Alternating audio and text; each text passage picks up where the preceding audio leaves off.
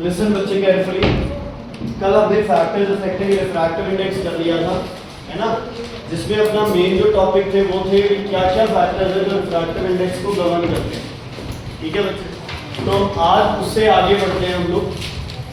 उससे पहले एक और चीज यार वो कुछ बच्चों ने मिस कर दिया था कल, या उसको ढंग से नहीं समझा है। देखो हमने कल किया था कि velocity is equal to lambda into f. ठीक है, अगर यही वेलोसिटी आप किसी और मीडियम में लोगे तो इस वेलोसिटी की वैल्यू क्या करेगी बच्चे, डिक्रीज कर जाएगी, है ना। वैक्यूम में जितनी वेलोसिटी होती है किसी भी मीडियम ले लो उसमें उसकी वेलोसिटी क्या हो जाएगी, कम हो जाएगी।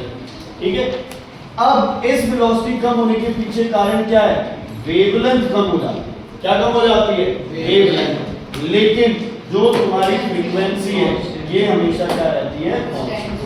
तो कुछ बच्चों ने इसको ऐसे समझ लिया कि रेड और वायलेट दोनों की फ्रीक्वेंसी सेम है। ऐसा नहीं है बच्चों, रेड की अपनी फ्रीक्वेंसी है, वायलेट की अपनी फ्रीक्वेंसी है। लेकिन अगर वायलेट लाइट तुम्हारी किसी भी मीडियम में पास करे उसकी फ्रीक्वेंसी चेंज नहीं होती, रेड लाइट किसी भी मीडियम में पास करे उसकी फ्रीक्वेंसी चेंज नहीं होती। मेरे कहने का ये मतलब है, मैं ये नहीं कह रहा कि दो कलर्स की फ्रीक्वेंसी सेम होती है, मैं ये कह रहा हूं कोई भी कलर हो किसी भी मीडियम से पास करे उनकी फ्रीक्वेंसी कभी भी चेंज नहीं होती है। चेंज क्या होती है उनकी, स्पीड, किस वजह से, उनकी वेवलेंथ की वजह से। ये चीज ध्यान, क्लियर हो चाहिए। ठीक है, तो रेड और वायलेट में से फ्रीक्वेंसी किसकी ज्यादा होगी या सेम होगी दोनों?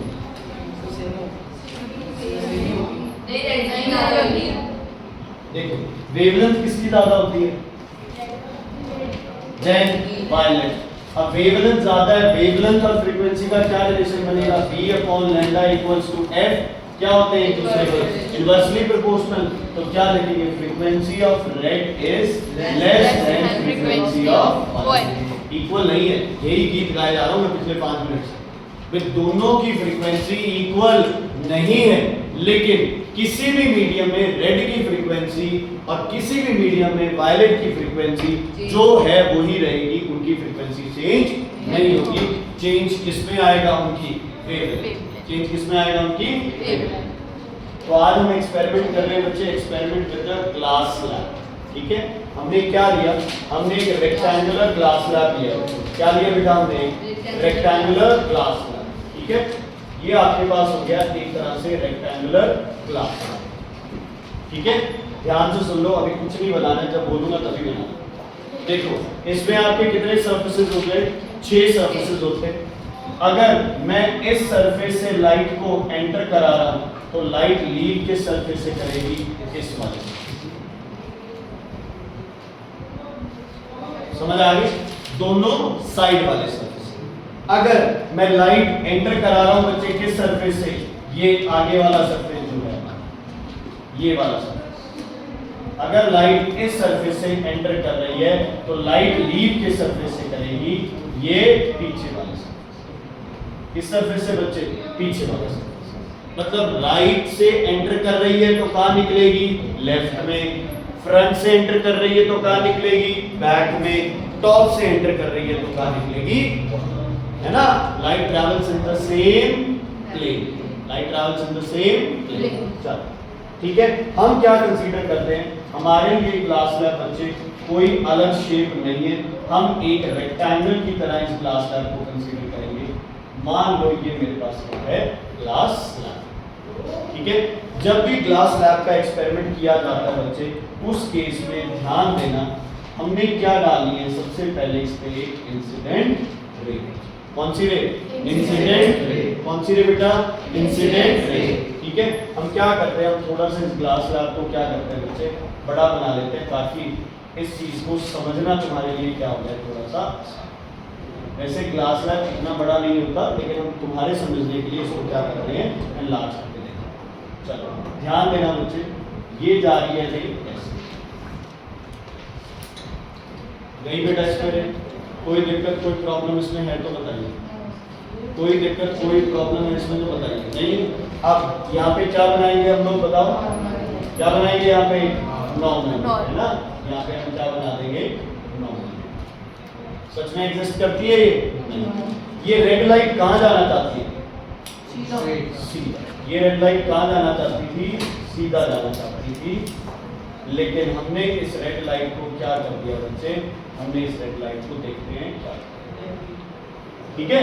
ये रेड लाइट कहाँ जाना चाहती थी, सीधा जाना चाहती थी, लेकिन this red light will bend, बताओ, towards the normal, bend towards the, ठीक है। यहाँ दोबारा क्या बनाएंगे बच्चे, बताओ, क्या बनाएंगे यहाँ दोबारा, नॉर्मल। चलो मैंने यहाँ दोबारा क्या बना दी, अब किधर बेंड करेंगे, अवे फ्रॉम नॉर्मल। लेकिन जितनी एयर टू ग्लास बेंड करेगी उतनी ही ग्लास टू एयर क्या हो जाएगी, दूर चली जाएगी। क्या हो जाएगी बच्चे, दूर चली जाएगी। तो ये रे आपकी कहां जाएगी,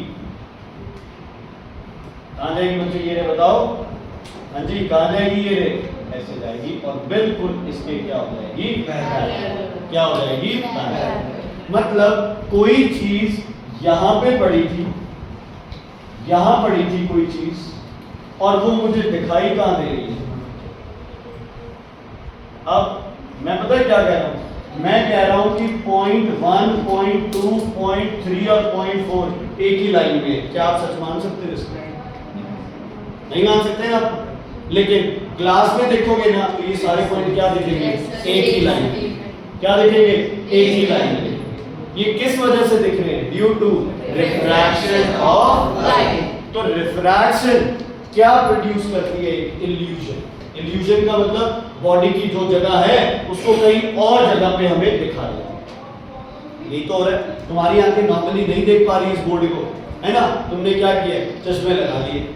अब ये चश्मे क्या कर रहे हैं, बोर्ड की कुछ अलग इमेज बना रहे हैं, तो इज इट क्लियर। तो ग्लास लैब ने बॉडी की पोजीशन को क्या कर दिया, चेंज कर दिया। जितने डिस्टेंस से बॉडी की पोजीशन चेंज हुई बच्चे, इस डिस्टेंस को हम क्या बोलते हैं, लेटरल डिस्प्लेसमेंट। क्या बोलते हैं बच्चे इसे, लेटरल डिस्प्लेसमेंट। क्या बोलते हैं इसे, लेटरल डिस्प्लेसमेंट। अब नोट करो, ना नोट कर दो, कुरकुरे ना करता जा, अकेला जाना तो क्लियर है, जल्दी नोट करो बच्चे इसे, वैसे रफली बना लो।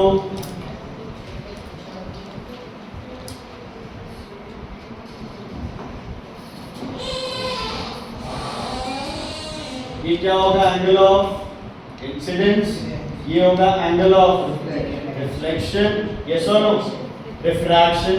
ये वाला भी एंगल तो सेम ही होगा बिकॉज ऑफ ऑल्टरनेट एंगल्स। ये वाला एंगल क्या बोलोगे इसे, या तो इसे बोलो I2 या इसे बोलते हैं angle E। What is angle E, angle of emergence.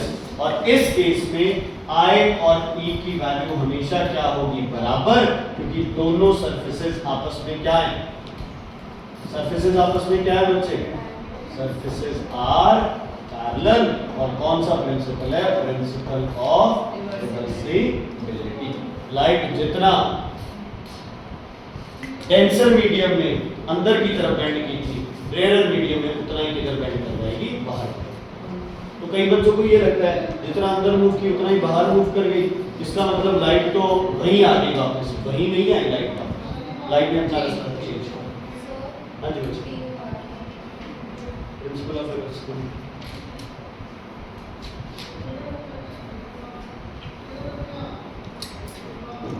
Lateral displacement is the perpendicular distance between कौन सी रे है ये, incident ray and emergent, incident ray and emergent. perpendicular distance between incident ray and ये जो बाहर निकली है, क्योंकि रिफ्रैक्टेड तो अंदर ही है।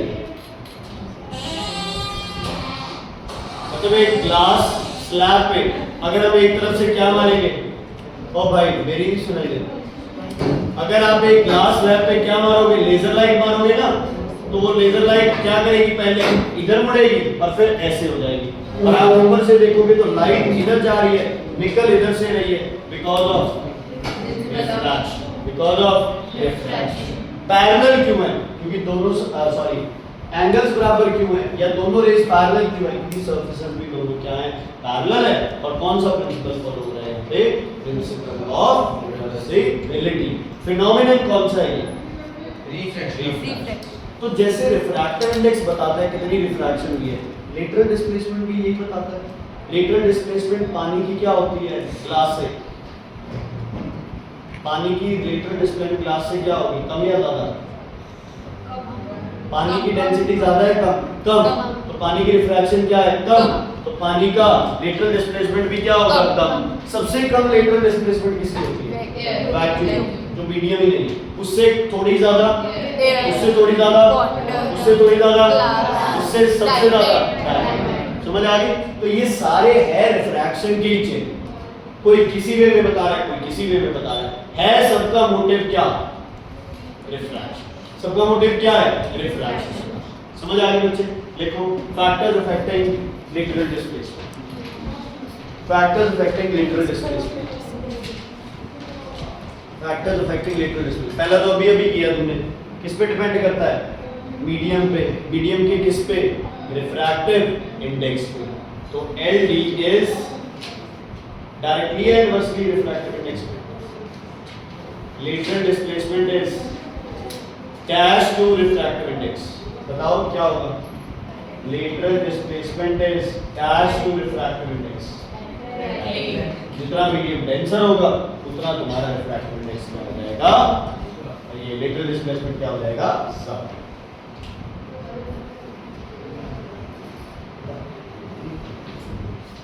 ये रिफ्रैक्टिव इंडेक्स के लिए फैक्टर उसमें कलर और वेवलेंथ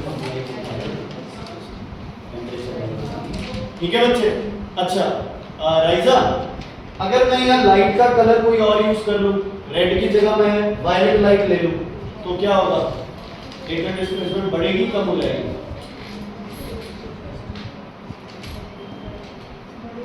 बढ़ेगी। क्यों? वायलेट की स्पीड क्या होती है? कम। वेवलेंथ क्या होती है? कम। रिफ्रैक्टिव इंडेक्स क्या निकल के आता है वायलेट का? ज्यादा। डेविएशन क्या होती है वायलेट की? ज्यादा। तो लेटरल डिस्प्लेसमेंट की वायलेट की क्या आ जाएगी? ज्यादा। तो दूसरा फैक्टर है lateral displacement is inversely proportional to wavelength. जिसकी वेवलेंथ ज्यादा है उसका लेटरल डिस्प्लेसमेंट क्या होगा? कम। क्योंकि रेड की वेवलेंथ ज्यादा है, उसकी लेटरल डिस्प्लेसमेंट क्या होगी? कम। वायलेट की वेवलेंथ कम है दोस्तों। क्या? ऐसे इस रे को सीधा बनाओ, इस रे को क्या बनाओ?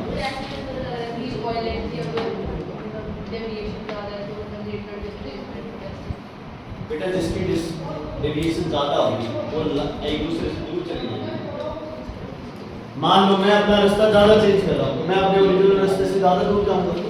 आप तेज हो, आप रास्ता कम चेंज कर रहे हो तो आप ओरिजिनल रास्ते के कम दूर जाओगे। क्लियर है? कोई दिक्कत नहीं? कौन सा वाला? ये भी एंगल ऑफ रिफ्रैक्शन है, इधर से लोगे तो ये रिफ्रैक्शन, इधर से लोगे तो ये। अच्छा इस लाइट को वापस जाना तो भी सेम ही रास्ता जाएगा? Principal of reversibility. बेटा अगर मैं इसकी थिकनेस कम कर दूं तो सर तो डेविएशन कम हो।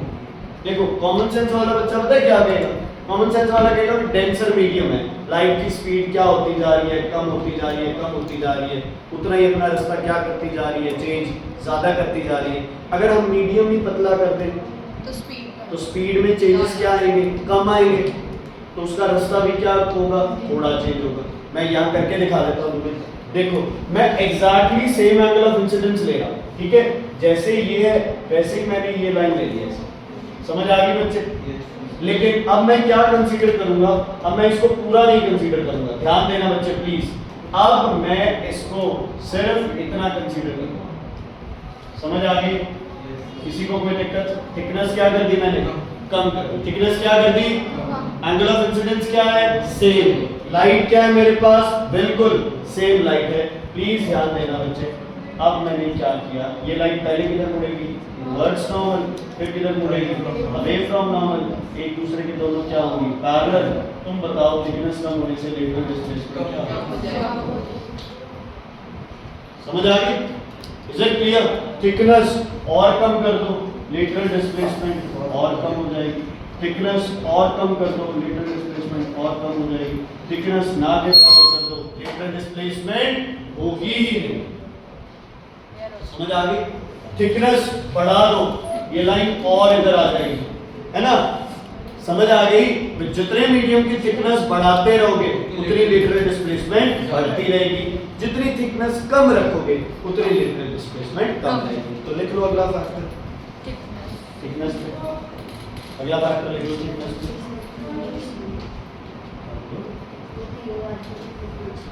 प्रिंसिपल ऑफ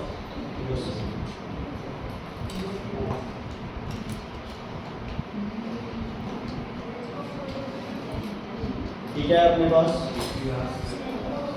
लास्ट लाइन, एक ये लाइन और एक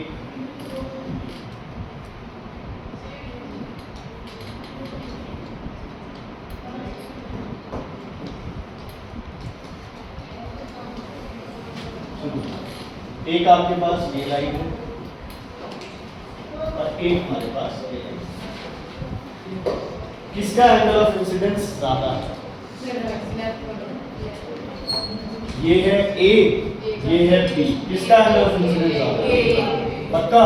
कैसे पता चला? क्या बनाएंगे? नॉर्मल। क्या बनाएंगे? नॉर्मल। ठीक है बच्चे, क्लियर है? कोई दिक्कत? ओके। किधर बेंड करेगी पहली वाली रे? Towards the normal. फिर किधर बेंड करेगी? Away from the normal. आपस में क्या होंगी दोनों? पैरेलल। ये मेरी क्या होगी? Lateral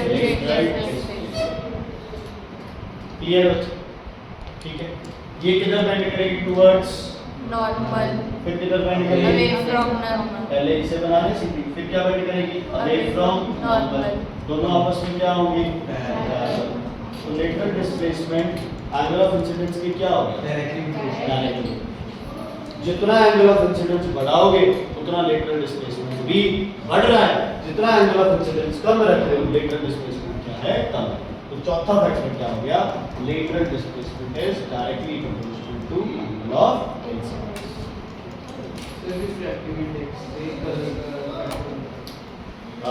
लाइट की स्पीड क्या होती है सबसे ज्यादा? c/v होता है। तो अगर v की वैल्यू सबसे ज्यादा है तो उसका रिफ्रैक्टिव इंडेक्स सबसे कम है।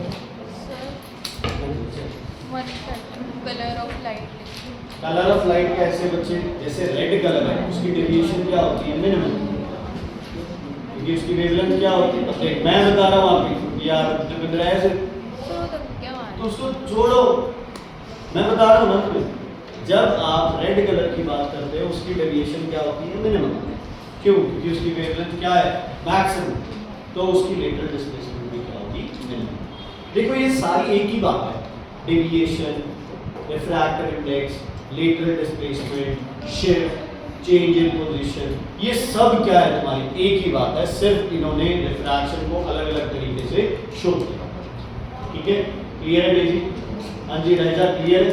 अगला हमारा जो टॉपिक है बच्चे, ये यहाँ पे कंप्लीट होता है। एक मल्टीपल इमेजेस का टॉपिक है, वो बिल्कुल लास्ट में करेंगे, तब तक हम इन डायग्राम्स में बिल्कुल परफेक्ट चलेंगे। आज जो हम टॉपिक कर रहे हैं बच्चे उसका नाम होता है प्रिज्म। क्या? प्रिज्म। प्रिज्म एक ग्लास की बॉडी है, ट्रांसपेरेंट, आपका एक मीडियम बनता है जिसके 6 सर्फेसेस होते हैं।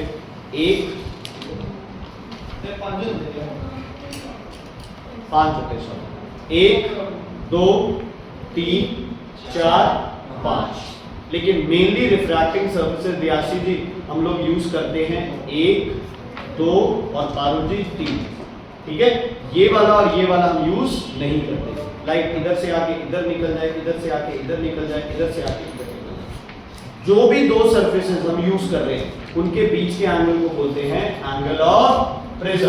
अगर लाइट यहाँ से घुस के नीचे निकल रही है तो ये होगा एंगल ऑफ प्रिज्म, इधर से आके इधर निकल रही है तो ये होगा एंगल ऑफ प्रिज्म। ठीक है, जैसे भी होगा। ये आपका रिफ्रैक्टिंग एज होता है, ये रिफ्रैक्टिंग सरफेसेस होते हैं। इसको क्या बोलते हो? Angle of prism. क्या बोलते हो बच्चे से?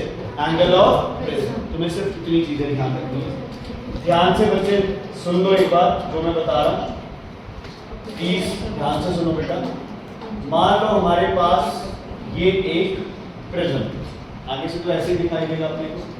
ठीक है, इस प्रिज्म के ऊपर मैंने क्या किया बच्चे, एक लाइट इंसिडेंट की है इस प्रिज्म के ऊपर। हाँ जी, नीचे से बंद होगा ना। ओके बच्चे, इस रे को क्या बोलोगे रितेश? ग्रीन रे, इंसिडेंट। क्या बोलेंगे इसे? Incident ray. ध्यान रखना, अगर प्रिज्म से व्हाइट लाइट पास करोगे तो वो कितने कलर में? 7 कलर में। इसका मतलब प्रिज्म का हर डायग्राम जो है वो व्हाइट लाइट नहीं, कौन सी लाइट यूज करनी? एक ही कलर की लाइट यूज करनी है। तुम्हारा मर्जी मन करे red, violet, green, yellow, orange, जो भी है। पेपर में मेंशन होगा monochromatic. Mono means one, chromatic means colour. तो प्रिज्म वाले डायग्राम हमेशा मोनोक्रोमैटिक लाइट से बनेंगे।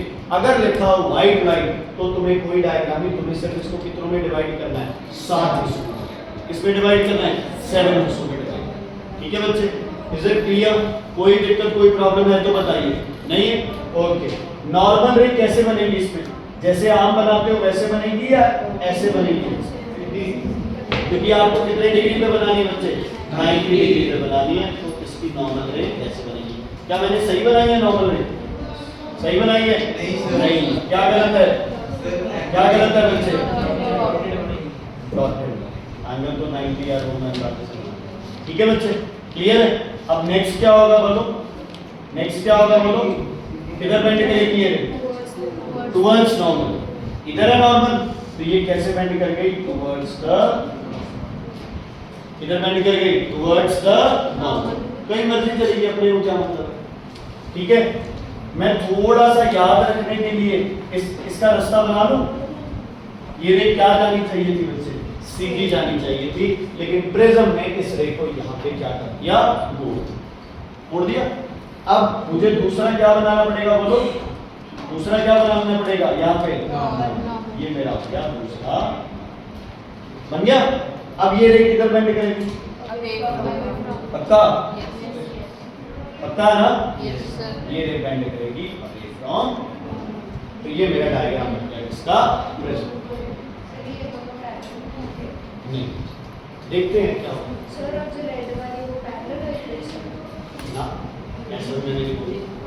सिर्फ मैं तो रेड लाइट टुवर्ड्स नॉर्मल, ये वाली लाइट अवे फ्रॉम नॉर्मल, सीधा मैं तो बस डायग्राम बनाया और मैंने तो कुछ नहीं बनाया। ठीक है बच्चे, क्लियर? एंगल्स मार्क कर ले थोड़े से। ये कौन सा एंगल होगा जिसका? Angle of incidence. नॉर्मल और इसके बीच में एंगल ऑफ रिफ्रैक्शन, ये होगा एंगल ऑफ इमर्जेंस। कोई दिक्कत है तो बताइए बच्चे। ठीक है, एंगल ऑफ इमर्जेंस को बहुत सी बुक बच्चे इसे I2 भी लिखती है, एक ही बात। ठीक है, ऐसे जा रहे हो तो ये है और ये है। आगे अगर वापस आएंगे तो ये सेम रास्ता होगा, ये भी ठीक है। अब भूमिका जी कह रही है इसमें लेटरल डिस्प्लेसमेंट निकालो। अब इनके बीच का गैप तो क्या होता जा रहा है बच्चे? बढ़ता ही जा रहा है। इन दो लाइनों के बीच में एक चीज है जो हमेशा कांस्टेंट है, बताऊं क्या? आपा क्या करते हैं? आपा क्या करते हैं बच्चे? इसका भी पीछे रास्ता बना लें। ठीक है, इसका भी पीछे क्या बना लिया आपने? रास्ता बना लिया। अच्छा, उससे पहले मुझे बताओ ऋषिका जी, एंगल 1 और एंगल 3 कौन सा एंगल पड़ा? एंगल 3। आन्या, एंगल 3। सुखमन 3। दिलीपाल 1 और 3 में से कौन बड़ा? सेम है तो 3 कैसे बड़ा होगा? ऐसे ही आते, ये दो लाइनें हैं, दो लाइनों के बीच में जहां मर्जी एंगल बना होता है, एंगल क्या बनेगा? सेम बनेगा। तो एंगल चाहे ये लो कोई मर्जी लो। तो बच्चे ध्यान से सुनो, लाइट रे सीधी जाना चाहती थी, इधर मुड़ गई, तो इस एंगल को क्या बोलोगे आप? एंगल ऑफ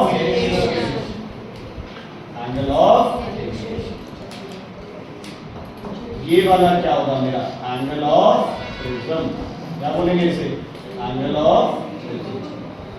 समझ आई? इसमें लेटरल डिस्प्लेसमेंट नहीं ले सकते। अब खुशी का क्वेश्चन है कि ये दोनों रेस पैरेलल क्यों नहीं है? क्योंकि दोनों सरफेसेस पैरेलल नहीं है, दोनों सरफेसेस क्या है, इंक्लाइंड है, तो ये रेज भी आपस में दीपेंद्र जी क्या होंगी, इंक्लाइंड, क्या होंगी, इंक्लाइंड। समझ आ गई? Is it clear? तुमने एक चीज नोटिस की, प्रिज्म की हर रे उसके बेस की तरफ मुड़ रही है ना, उसके बेस की तरफ, ये ऐसे मुड़ गई, ये भी इधर चली गई, तो प्रिज्म जब होता है उसमें हर रे किधर मूव करती है, उसके बेस की तरफ। ठीक है, मान लो, ध्यान से सुनो, मान लो यहां एक ऑब्जेक्ट था, मुझे वो ऑब्जेक्ट पता है कहां दिखाई देगा, याद दिखाई, क्योंकि मैं तो ये देख रहा हूं ना, मेरे आंखों में तो ये रे आ रही है ना। अगर मेरे पास यहाँ प्रिज्म है और मुझे प्रिज्म में ऊपर एक ऑब्जेक्ट दिखाई दे रहा है, तो मैं तो यही सोचूंगा वो ऑब्जेक्ट कहाँ है, ऊपर है। मतलब मान लो यहाँ पारुल की इमेज हम प्रिज्म में देख रहे हैं, है ना, तो मुझे पारुल की इमेज इतनी ही क्या दिखाई देगी, ऊपर दिखाई देगी, इतनी क्या दिखाई देगी, ऊपर दिखाई देगी, क्योंकि पारुल से जो रे आ रही थी प्रिज्म में वो ऊपर जा रही थी, लेकिन प्रिज्म ने उस रे को क्या कर दिया, मोड़ के वापस ले लिया, तो हमें कहाँ पे दिखेगी? ऊपर दिखाई देगी। आपको ये रे दिखाई दे रही है ना, ये रे दिखाई दे रही है ना, तो आप तो ऐसे देखो जहां ये पारुल होगी इसके बिल्कुल ऊपर, और पारुल को जो मेरी आईज है वो कहां दिखाई देगी,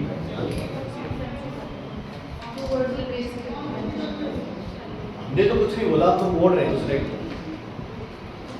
हम तो उसे क्या बेंड कर रहे हैं, टुवर्ड्स नॉर्मल, फिर क्या कर रहे हैं, अवे फ्रॉम नॉर्मल, लेकिन हमारा डायग्राम बता रहा है कि हर बार वो बेस की तरफ ही जा रही है। तो एक अपने दिमाग में थोड़ा सा एक सिचुएशन बन जाती है कि इस प्रिज्म की जो रेज है वो लगभग आपकी हमेशा किधर जाएगी, उसके बेस की तरफ जाएगी। ठीक है बच्चे, क्लियर है, कोई दिक्कत? अगर यहाँ व्हाइट लाइट होती तो कितनी लाइट्स में डिवाइड होता है, कितने कलर्स में, कितने कलर्स में, ठीक है, तब सिर्फ ओके, ध्यान से सुनो, आपके पास ये प्रिज्म है, ये लाइट आई यहाँ से बेंड हुई, इधर आ गई, अगर यहाँ एक उल्टा प्रिज्म रखी, अब ये किधर बेंड करेगी, अपने बेस की तरफ।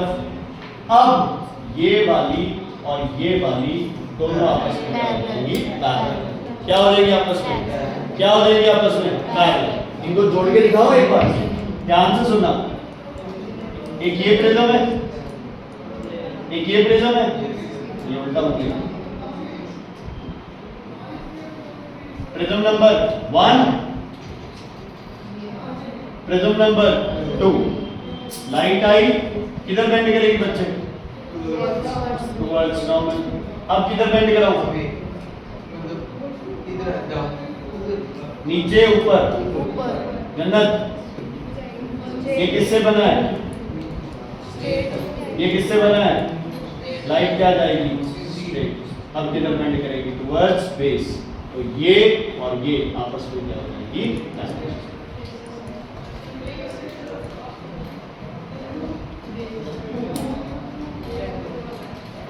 इतना समझ आ गया मैम, इतना समझ आ गया। लाइट गई इधर बेंड हो गई टुवर्ड्स द बेस, इस प्रिज्म से बाहर निकल के लाइट कौन से मीडियम में एंटर की है, ग्लास से निकल के किसमें एंटर कर रही है, मीडियम क्या रहा, मीडियम सेम होता है तो लाइट बेंड नहीं करती, सीधी चलेगी, चलेगी सीधी। अब इसका बेस किधर है, ऊपर है नीचे है, ऊपर है, तो ये किधर बेंड करेगी, ऊपर की तरफ बेंड करेगी। अगर बना के देखोगे कभी तो ये दोनों रेज यहाँ कौन सा प्रिंसिपल लगेगा, principle of reversibility, because two surfaces are parallel to each other. जब दो सरफेसेस एक दूसरे के क्या हो जाए, पैरेलल हो जाए, तो इंसिडेंट रे और एमर्जेंट रे एक दूसरे के क्या रहती है, पैरेलल। एक सीधा प्रिज्म रखा, व्हाइट लाइट से 7 कलर्स बन गए, उसके आगे एक उल्टा प्रिज्म रख दिया तो 7 कलर्स वापस जोड़ के क्या बन जाएंगे, white light, according to BOR, principle of reversibility. किसमें ये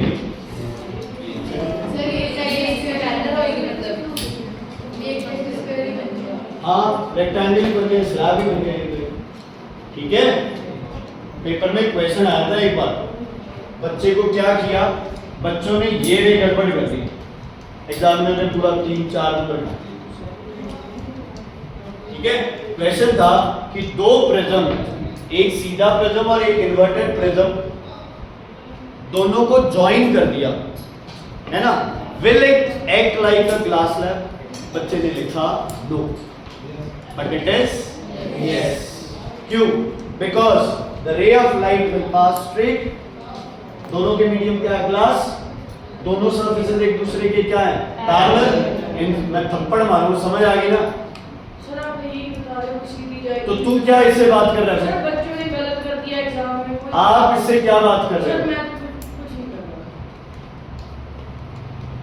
रहा। आपकी जो इंसिडेंट रे है और आपकी जो रिफ्रैक्टेड रे, इमर्जेंट रे है, ये दोनों आपस में क्या रहेंगी? पैरेलल रहेंगी। तो अब क्या दिमाग में आना चाहिए? अगर दोनों सरफेसेस इंक्लाइंड है तो इंसिडेंट और इमर्जेंट भी क्या होगी? इंक्लाइंड। अगर दोनों सरफेसेस क्या है? पैरेलल, तो इंसिडेंट और इमर्जेंट भी क्या होगी? पैरेलल होगी। तुम्हारा डायग्राम निकालो बच्चे, उसमें लिखो I plus E equals to delta plus E। जैसे ग्लास लैब में I इक्वल्स टू E होता है, यहाँ पे I plus E equals to delta plus A। इसकी डेरिवेशन होती है पर आपने करनी नहीं है। A angle of prism, delta angle of deviation, E angle of emergence, I angle of incidence, I angle of incidence। बच्चे को सारी बड़ी रिलेशन, जैसे प्रॉपर्टी ऑफ ट्रायंगल्स नहीं लगाते जो angles, exterior angle, interior angles, वो सब करके आते हैं। और इस सिलेबस में नहीं आता वैसे। बच्चे क्लियर है? Is it clear? कोई दिक्कत, कोई प्रॉब्लम इसमें है तो मुझे बताएं, ठीक है? Is it clear? ठीक। अब थोड़ा सा एक दो फैक्टर्स कर लेते हैं। इसमें रिफ्रैक्शन कौन बता रहा है तुम्हें? प्रिज्म में कौन सी चीज है जो तुम्हें बता रही है? Angle of prism. और कोई मतलब अगर एंगल ऑफ प्रिज्म ज्यादा होगा तो वही रिफ्रैक्शन है। फिर ये आपका लाइन ही क्यों बना रहे हैं? तो प्रिज्म का एंगल ही मेजर करिए। Angle of deviation. जैसे ग्लास स्लैब में कौन बताता है तुम्हें रिफ्रैक्शन? ग्लास स्लैब में लेटरल डिस्प्लेसमेंट। यहां कौन बताता है तुम्हें? Angle of deviation. तो बताओ सबसे पहले किस पे डिपेंड करेगा angle of deviation?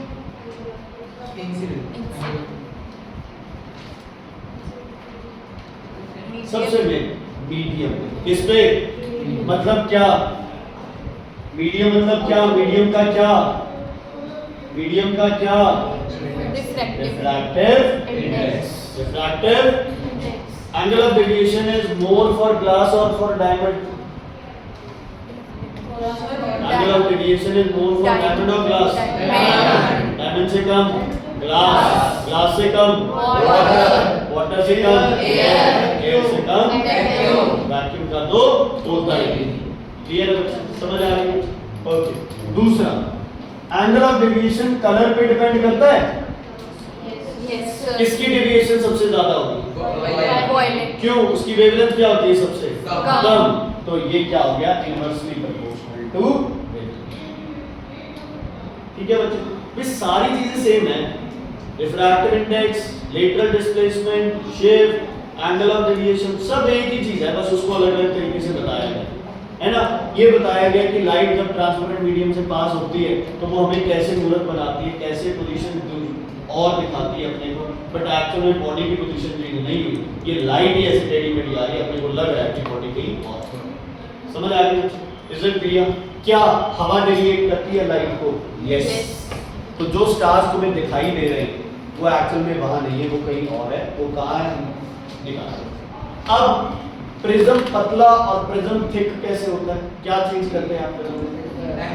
Angle of prism ज्यादा हो गया तो लाइट को ज्यादा देर तक अपनी स्पीड कम करनी पड़ेगी।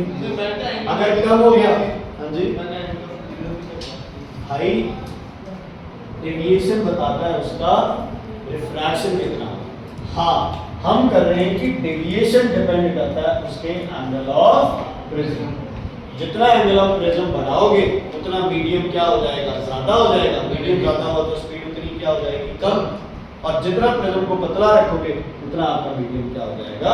कम होगा। उतनी स्पीड कम होगी, है ना। बहुत थोड़ी सी चेंज होगी। तो आपका डेविएशन कम है। इसका बेटा यार पहली चीज ही आप ये कर रहे हैं, डेंसर मीडियम में स्पीड कम होगी, रेयर में ज्यादा होगी। अच्छा ट्रैफिक जाम लंबा है तो स्पीड बहुत ज्यादा कम होगी, ट्रैफिक जाम छोटा है तो थोड़ी सी स्पीड कम होगी। ठीक है बच्चे, आप रिफ्रैक्टिव इंडेक्स मीडियम डेंसर है तो डेविएशन क्या होगी, ज्यादा होगी। मीडियम रेयर है तो डेविएशन क्या होगी, कम होगी। अब कल बसो टेस्ट है सल्फ्यूरिक एसिड का और H2SO4 का ढंग से तैयार करके आना है। HCl और सल्फ्यूरिक एसिड